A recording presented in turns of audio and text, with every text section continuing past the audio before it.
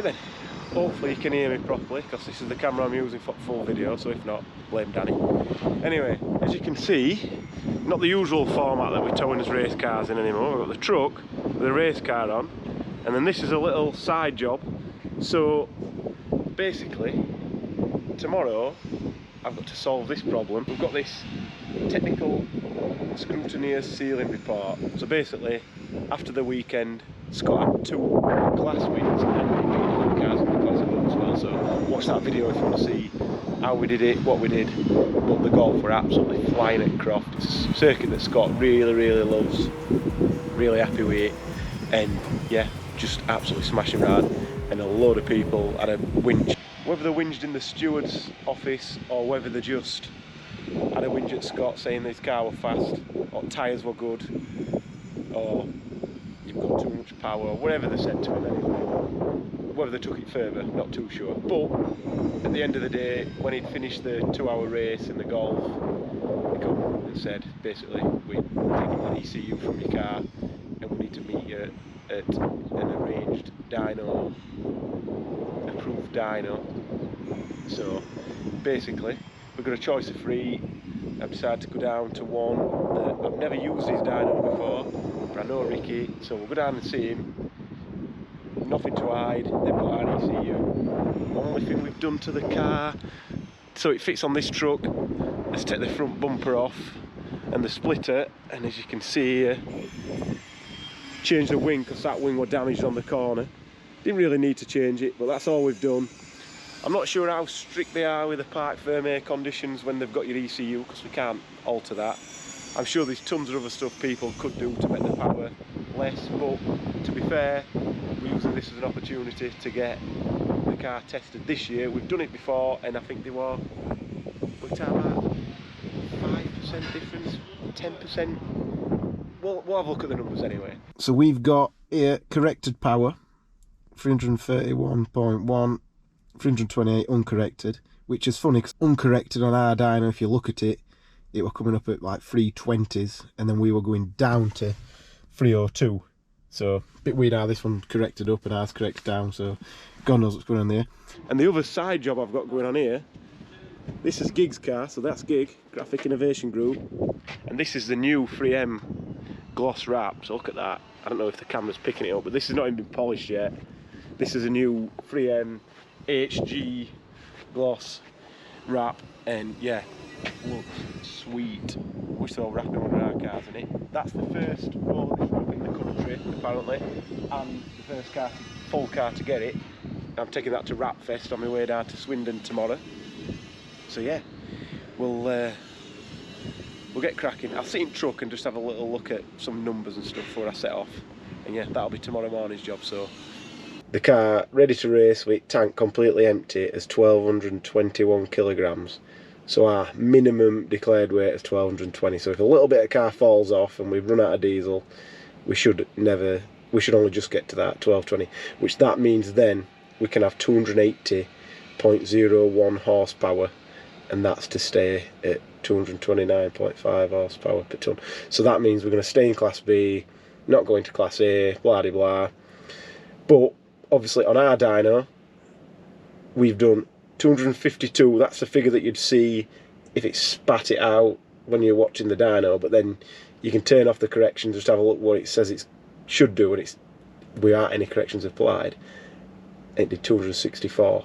Last time we went, the difference from our uncorrected to the Maha, which Maha I've not written in yet, the Maha uncorrected were pretty much the same, but the Maha corrected up and our dyno corrects down, so ours corrects down to 252. So we can have 280, we're at 264.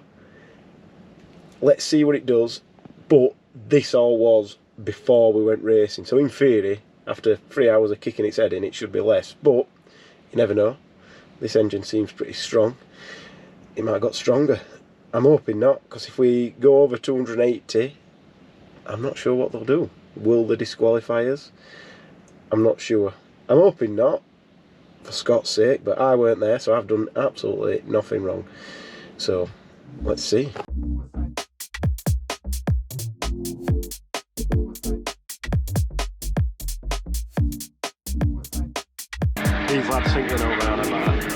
Where do you want me? Hey mate, up on that next level apparently.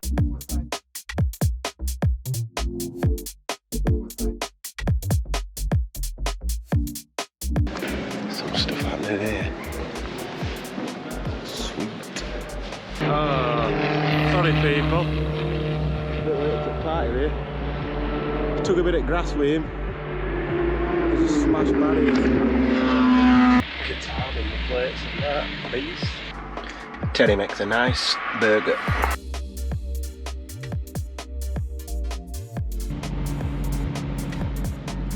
Definitely at the right place, haven't we?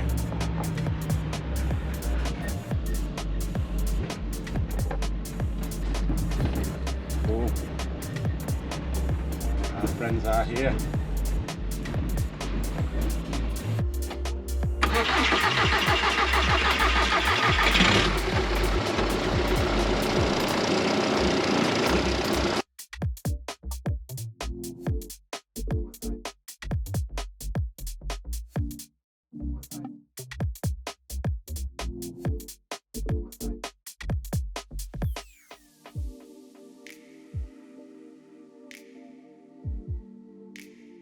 This is where Rick pretends to work. You alright? Dave is a video man. Hello? Everybody keeps asking why you're not on camera on Rick's video as well. This will be the first time. I said it's because you've got a face for radio. Oh dear, not good.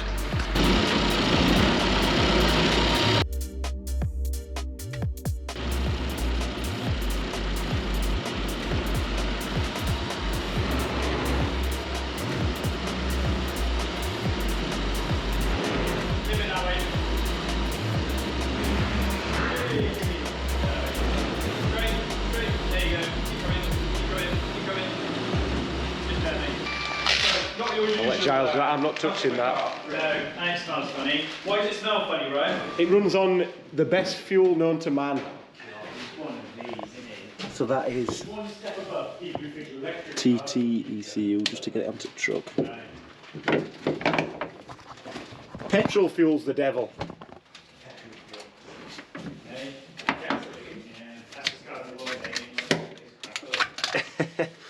Aeroplanes run on diesel. Hey. Aeroplanes run on diesel. Oh, it's going to be a day to check in. And tanks, I think. Yeah. I have touched the ECU. Your favourite part, scrapping it down. I know. Where were you racing then? When it all kicked off? At Croft. Craft.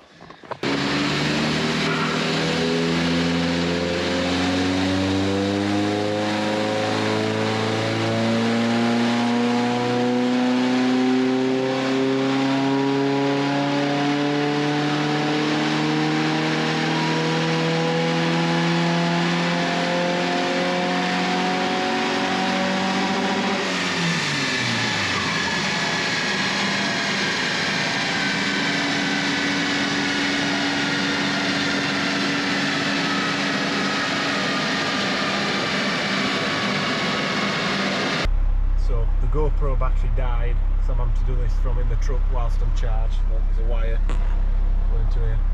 After Giles left, we've got the old ECU on there, the TT one, and it didn't do any less power in 5th gear, or only a couple of horsepower less, but then we run it in 4th gear, it did less than what we needed to run. So I think we're going to reconvene at a different dyno tomorrow. Not sure if I can be there because I'm not meant to work on a Wednesday. Scott's going to see what he can do tomorrow. See, because as much as they can say that we're running over the power at the minute, it needs to be, we need to agree with that before we can all agree that we've had too much power, which I don't think we have. It's not going to upset Ricky if it proves that his dyno reads a little bit more, because as we always say, a dyno is a tool, but in this circumstance we need to make sure that we're not running too much power, and I don't think we are.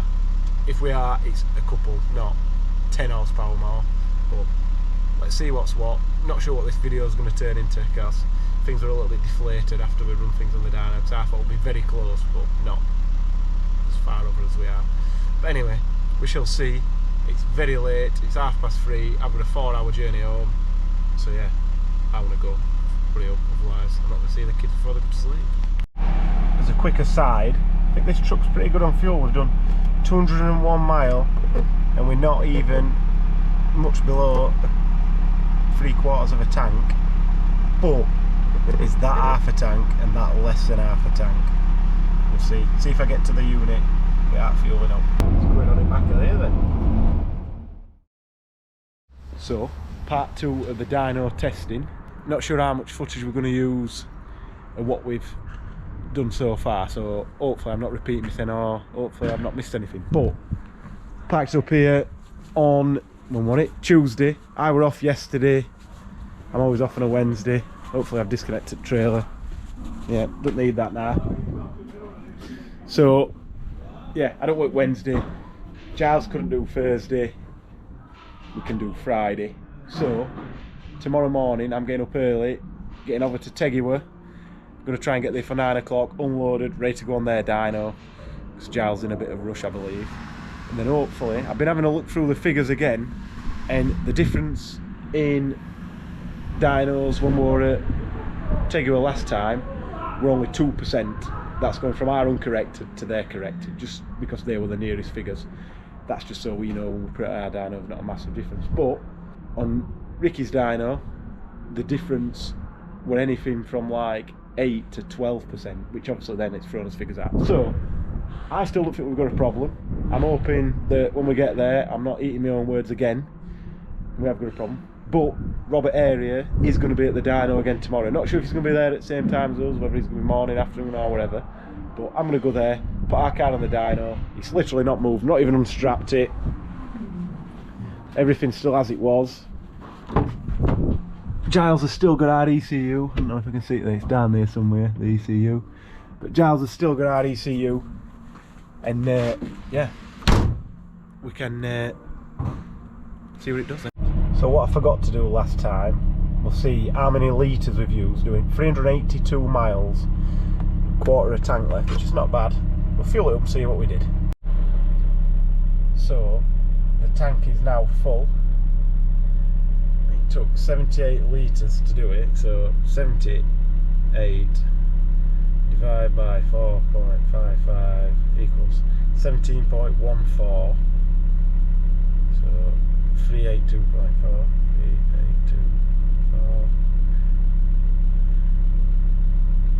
17.14, 22.3 to gallon. I don't think that's bad for 300 plus horsepower, towing the car and pulling the car and the trailer.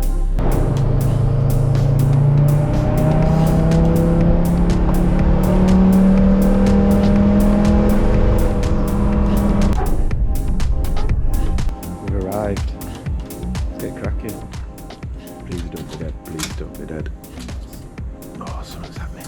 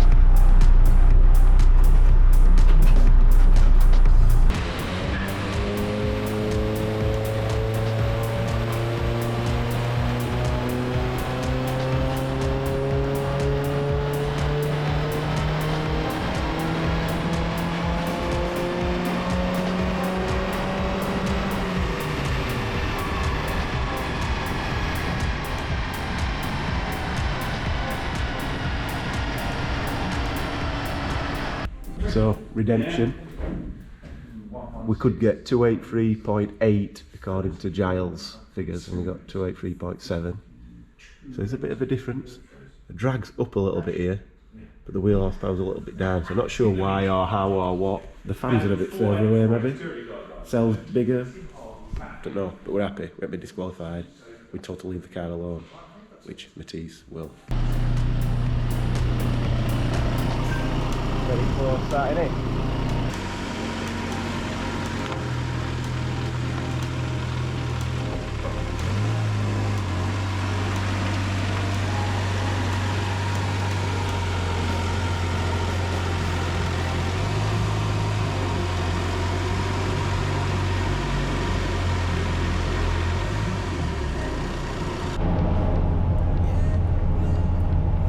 So, to conclude this video, we put the Golf on our dyno. So I've literally got back from Teguer, put it straight on here. It's a bit later on, but I just had time to film this. Put it on. This is what we've done. So we reckon we're going to be doing 264, something like that. We've done 263.8, 265.4, and it just sort of sits around there depending on how hot you get tyres and stuff like that. Torque's a little bit up on our dyno. The shape of the curves is totally different. Adam can put the graphs up. I'll save this graph as well. To compare, we pull a lot of power out around sort of the 5,000 RPM mark. It doesn't really drop as much on that dyno. So maybe that means we could have had some more, I don't know. But we're under strict instructions to leave this alone, but it does help us to get the TT where we need it. So we'll have a look at what we need to do with that in a different video. Oh my God, I haven't done that for years. That used to be every video, that, didn't it? Oh, the beep. There, go away. Stupid alarm. If you don't know what that beep is, it's plagued me for years. So, yeah. The difference in the dynos is varying. Ricky's were about 10% different, and Teguer's was anything from 4 to 5, maybe 6% different. Obviously, these are the uncorrected figures. The corrected figures are going to be 10 horsepower lower, 10, 12 horsepower lower, so then the difference is bigger, but I'm not bothered about comparing dynos. We just needed to know. So yeah, the difference is there. A little bit more than we expected. We're very, very close. Giles said that he wants the minimum weight of this to not be the 1220 that Scott said it could be, which you'd never get there. I said that at the beginning of the video. So now we're at 1242. So if they weigh this in the year and it's lighter than that, we're in trouble. So we're going to probably leave 10 litres of fuel in, 10 kilos of ballast, and we should be absolutely fine. We'll never get to that anyway. So yeah, hopefully it was interesting. I've done 500 mile pretty much. My bum hurts from driving that car everywhere. Vinyl seats are not a good option as well. I really want to take them out of that car. But anyway, the truck. Anyway, thank you.